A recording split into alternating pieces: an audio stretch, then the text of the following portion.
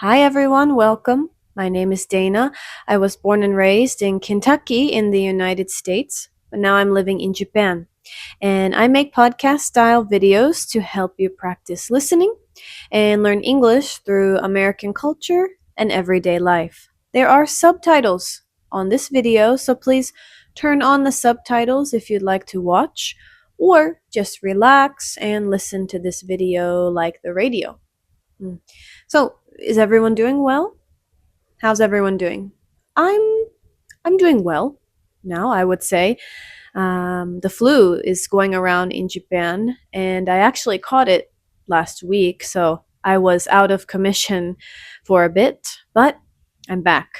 I'm good now. So, everyone, please take care of yourselves. Of course, getting sick sometimes is something we cannot avoid, but I want to try to be extra careful going forward so I don't get sick, by washing my hands, getting good sleep, things like that. I guess getting sick gave me more motivation to take good care of myself. That is my takeaway from the experience. Yes. So, what are we going to talk about today? Today's topic is one that I think gives travelers in the US quite a headache. It's tricky, and actually many American people do not like this culture either. That is tipping. Tipping culture. Is everyone familiar with this word? Tipping is when you go to a restaurant or receive some service and you pay an extra percentage of your bill. For example, if you go to a sit-down restaurant and you have dinner and it's $100, you might tip $15. This is tipping. Okay, this episode will be very helpful for those of you planning to visit the US for travel or on business. Okay, so let's get started. All right. First, I want to talk about tipping at restaurants. Okay, at restaurants. This is maybe the most important thing for you to know. And for that, I have some background information that I want to share about minimum wage. Minimum wage. This word sounds difficult, but it just means the smallest amount of money a worker can get paid per hour, right? Minimum means smallest, and wage means money you get from doing a job. So basically, or actually, there are two minimum wages in most states in the US. Minimum wage for jobs with tips and jobs without tips. The amount is different. People who get tips during their jobs, their salary is lower per hour, much less. In Kentucky, the hourly pay, the minimum wage for workers who get tips, is only $2.13. Yeah, that's about 330 yen. Of course, businesses can pay more, but by law, they only have to pay $2.13 per hour in Kentucky. This is quite low, don't you think? So these people who get tips, they need the tips because their hourly pay is low. That is one reason tipping at restaurants is important. Okay, so how much do we tip at restaurants? And how do you tip? How do we tip in the first place? 15 to 20% is the typical amount if you are happy with your service that you received. Tipping is a way to show your satisfaction with a service, right? So if there were no problems and your server was friendly, you could leave 20% or higher. When you receive your bill, check the amount and calculate the tip. For example, let's say your bill is $50. You calculate the tip from that. If you want to tip 20%, you would add $10 and the total would be $60. You can add the tip onto your credit card or leave cash on the table. If you add it to your credit card, you need to write the tip amount directly on the bill, and the server will come take your card after that. If you want to leave cash, you actually write 0 on the bill where it says tip. So be careful because you don't want to accidentally leave a double tip. Okay, and this tip will go to the server, the waitress or the waiter, not the restaurant owner, not the chef or someone else. So leave a tip based on how well the server treated you. Okay? Oh, now some of you probably want to know, what happens if you don't tip? Ooh. Will the police arrest you? The answer is no, you won't get arrested, don't worry. Tipping is not actually required by law, which is a bit strange because, as I said before, according to the law, the workers are paid less, right? But tipping is not required by law. It's a bit of a contradiction, but that is the reality. Anyway, let's say you received very poor service at a restaurant. The waiter or waitress was rude to you. They brought out the wrong order and didn't fix it, or there was another problem. And as a result, you try to leave the restaurant without tipping. What will happen? Well, you won't get arrested, okay, but this could cause some trouble. The workers might try to stop you from leaving or get mad at you. Try to argue with you, right? Where's my tip? Yeah, so I have heard stories of people being stopped when they tried to leave a restaurant without giving a tip.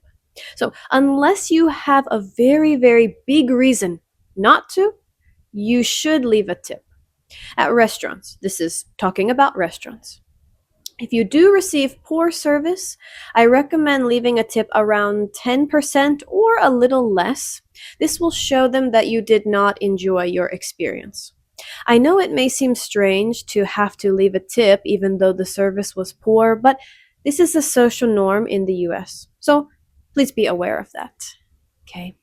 Now, we've only talked about restaurants so far, but are there other places where you should tip? The answer is yes. It is normal to tip after receiving services like getting a haircut, riding a taxi, or using food delivery services. And again, 15 to 20% is the standard tip amount in these situations. And workers typically prefer cash, but it's totally fine to add the tip onto the tab with your credit card when you pay, just like at restaurants. If you are traveling in the US, one situation you're likely to encounter is at your hotel. First, you might take a shuttle bus from the airport to the hotel. You usually give a cash tip to the driver. From my experience, $1 or $2 is enough if you don't have any bags, no suitcase, so no big luggage. Right? But if the driver helps you with a lot of heavy luggage, you should give them a higher tip. If the other hotel staff help you carry your luggage to your room or accommodate other special requests that you have, it's best to give a small tip. And what about cleaning staff? Cleaning.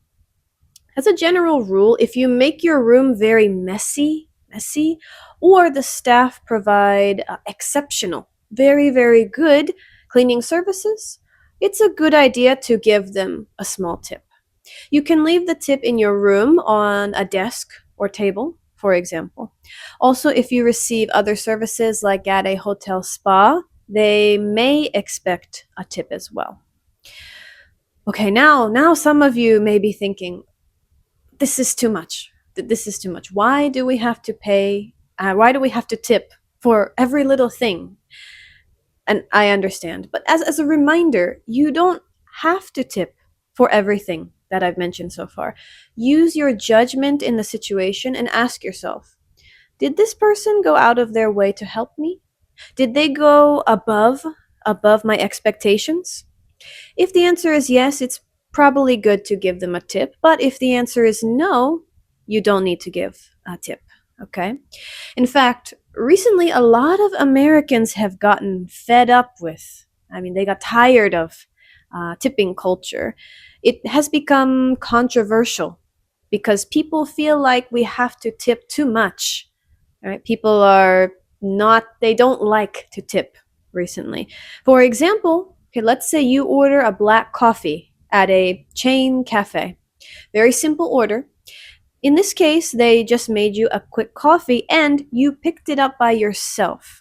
Right? This is important. So normally we would not tip in this case, but they may still ask you for a tip when you pay your bill. They will, so you're at the counter and you order and you're paying, right? They will show you a screen, maybe an iPad, right? They show you the screen here and it might say, would you like to leave a tip? And you can click on the screen. They have some options, 20%, 25%, 30%. The tip options are way too high, and frankly, you don't need to tip in that situation.